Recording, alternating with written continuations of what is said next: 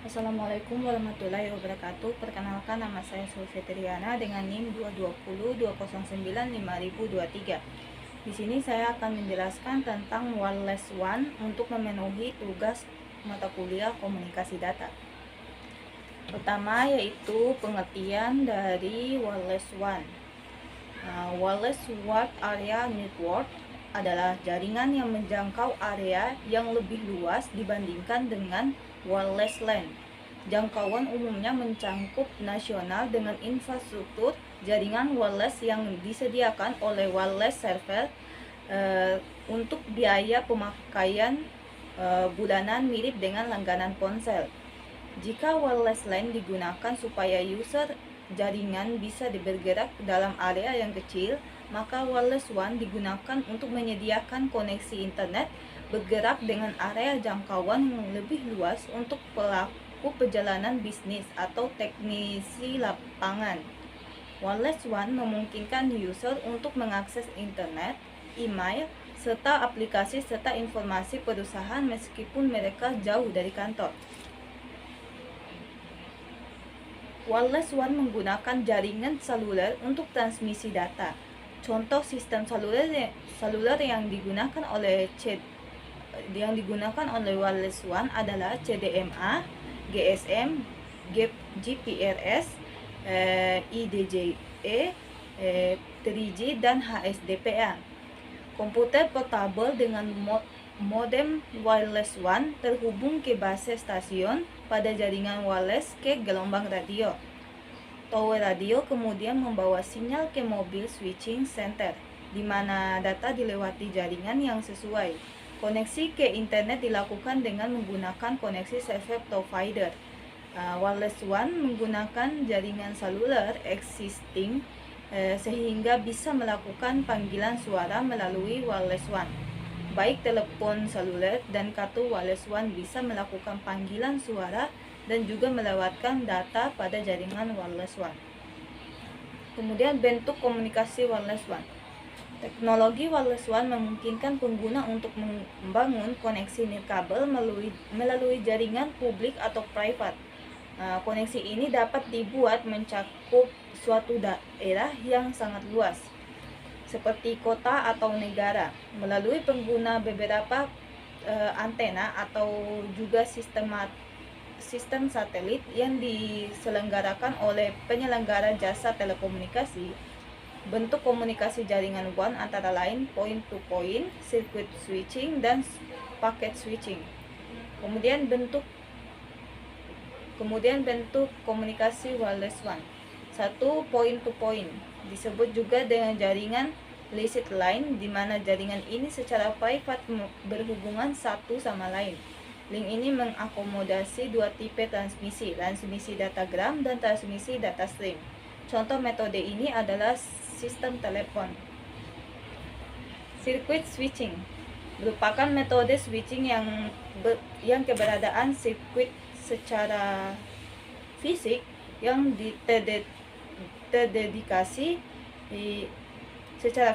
terdedikasi Metode ini digunakan oleh teknologi Integrated Service Digital Network atau ISDN.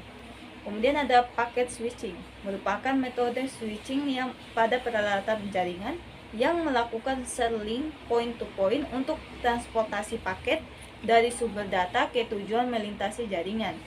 Contoh metode ini adalah Asynchronous Transfer Mode atau ATM, Frame Relay, Switched Multi-Megabit Data Service SMDS, dan X25. Kemudian teknologi seluler Wireless One. Secara umum, sebuah sistem seluler terdiri dari tower cell, konsentrator, switches voice, dan data gateway. Sistem seluler menggunakan sistem penggambaran heksagonal untuk menggambarkan cakupan area secara geografis. Area inilah yang disebut dengan sel. Setiap sel mempunyai ukuran diameter kurang lebih dari 36 sampai 32 km kuadrat dengan radius jangkauan 1 hingga 50 km. Dan setiap sel tersebut akan membentuk grid heksagonal seperti sarang lebah yang mempunyai ukuran sel yang lebih kecil, yaitu 6 km. Kemudian setiap sel site sebuah base stasiun mempunyai daya pancar 800 sampai 1900 MHz dengan dilengkapi anteng untuk mengatur cakupan wilayahnya.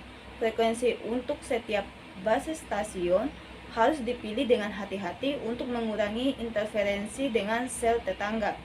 Layanan pancaran akan sangat tergantung dari keadaan topografi, kepadatan populasi, dan kepadatan lalu lintas data. Berikut adalah perkembangan generasi layanan seluler. Pertama, ada seluler generasi pertama, 1G. Komunikasi mobile phone wireless pertama kali dikembangkan dengan menggunakan sinyal analog. Sinyal secara suara akan dikirimkan dengan menggunakan gelombang frekuensi modulasi atau VM. Sistem seluler generasi pertama ini digunakan hanya untuk voice dan tidak mencukupi untuk memenuhi layanan transfer data komputer. Sistem 1G ini mempunyai kapasitas terbatas untuk melakukan aktnisme, autentikasi, dan enkripsi.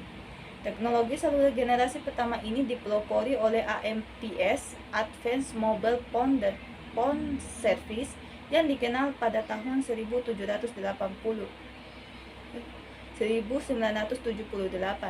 Jaringan ini menggunakan sirkuit terintegrasi yang sangat besar yang terdiri dari komputer dedicated serta sistem switch dan telepon khusus beserta antenanya, dengan menjamin sistem seluler tersebut bekerja dengan baik. Kemudian ada seluler generasi kedua, yaitu 2G. Perkembangan teknologi wireless seluler yang sangat ambisius memicu munculnya seluler dengan sistem digital yang tidak lama setelah perkembangan 1G. Sistem ini mempunyai modulasi yang efisien karena menggunakan sinyal digital untuk channel voice. Sistem seluler digital mengandalkan frekuensi shift keying atau FSK untuk mengirim data keluar masuk melalui AMPS. FSK menggunakan dua buah frekuensi, satu untuk digit 1 dan yang lain pengembangan versi sistem pengembangan versi sistem 2G atau sering disebut dengan 2,5G. Memasukkan sistem modulasi yang lebih baik dengan meningkatkan data rate dan efisien spektrum. Perkembangan teknologi pemaketan data berkembang pesat dengan munculnya GPRS atau General Packet Radio Service yang memungkinkan data rate yang cepat melalui sistem GSM. Data rate maksimum melalui GPRS adalah 172,2 kbps dan hanya digunakan pada peralatan yang telah didesain untuk mendukung GPRS. Pengembangan GSM dimulai pada tahun tersebut. Conference of European Postal and Telecommunication Administration mencoba menyeragamkan sistem seluler Eropa ke dalam frekuensi 900 MHz. Kemudian ada seluler generasi ketiga.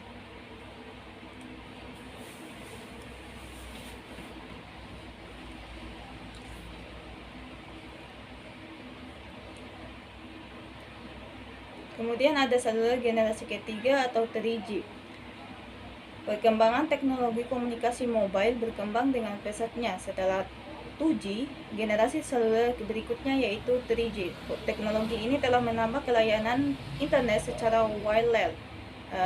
Teknologi ini juga dapat mengakses secara permanen ke web, video, internet, dan dengan kualitas suara yang sangat baik seperti kualitas CD audio platter hingga ke teknologi kamera video yang dikategorikan dalam telepon seluler atau gadget kita. Pembatasan terminologi 3G tidak begitu jelas, namun definisi 3G mempunyai standar yang berlainan dengan teknologi pendahuluannya seperti GPRS dan IS-95B. yang belum optimal. Sistem 3G telah menyediakan kecepatan tinggi seperti pada saluran ISDN, Integrated Service Digital Network, untuk semua pengguna tanpa terkecuali. CD Imawan telah mendukung beberapa tipe yang secara kolektif tersebut CDMA 200 2000 yang bukan merupakan standar Eropa maupun Jepang. Kemudian ada HSDPA, merupakan teknologi yang disempurnakan dari teknologi sebelumnya yang juga dapat disebut dengan 3,5G atau Turbo 3G yang memungkinkan jaringan berbasis Universal Mobile Telekomunikasi System atau UMTS memiliki kecepatan dan kapasitas transfer data yang lebih tinggi. Penggunaan HSDPA saat ini menyokong kecepatan penelusuran dari 1,8, 3,6 atau 7,2 hingga 14 Mbps. Oleh karena itulah jaringan HSDPA ini sangat memungkinkan untuk digunakan sebagai modern internet pada komputer atau notebook.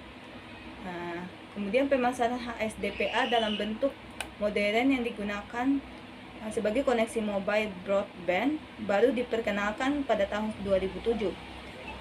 Pada Agustus tahun 2009, 350 jaringan HSDPA secara komersial telah meluncurkan layanan mobile broadband di 109 negara. Pada dasarnya layanan HSDPA tidak beda jauh dengan layanan yang diberikan generasi sebelumnya, yaitu GPRS, CDMA, dan EDGG dan 3G. Teknologi tersebut memiliki kesamaan bahwa sama-sama menggunakan layanan lewat jalur IP atau Internet Protocol. HSDPA diperkenalkan oleh Third Generation Partnership Project atau 3GPP. Dirilis standar, tujuan utamanya adalah untuk meningkatkan standar throughput melalui konsep multi input multiple output atau MIMO dengan teknik antena array. Proses kerja sel menggunakan alokasi asimetrik spektrum frekuensi dalam multi-series sel. Efisiensi dari sistem menjadi 2 kali lipat, yang artinya meningkatkan persepsi pelanggan terhadap kualitas layanan. Sekian penjelasan dari saya. Terima kasih atas perhatiannya. Assalamualaikum warahmatullahi wabarakatuh.